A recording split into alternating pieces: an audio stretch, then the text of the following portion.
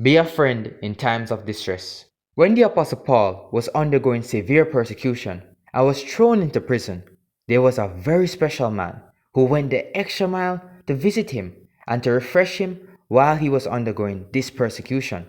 Let us read what the Apostle Paul said about this man as 2 Timothy chapter 1 and verse 16 to 18.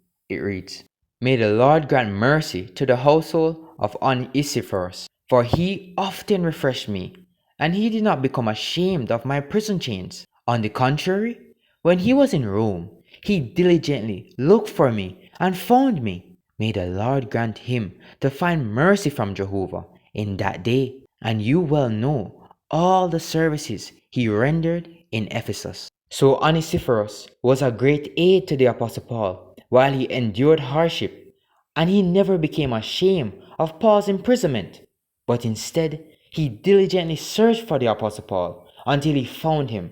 Onesiphorus was truly a good friend in times of distress. But let us listen to what Jesus said would be the reward for someone who aids his brother in distressing times. At Matthew chapter 25 and verse 34 and 36 and 40.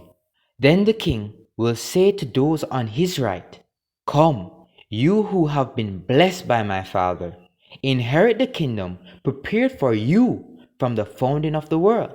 Naked, and you clothed me. I fell sick, and you looked after me.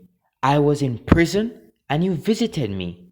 In reply, the king will say to them, 'Truly I say to you, to the extent that you did it to one of the least of these my brothers, you did it to me.'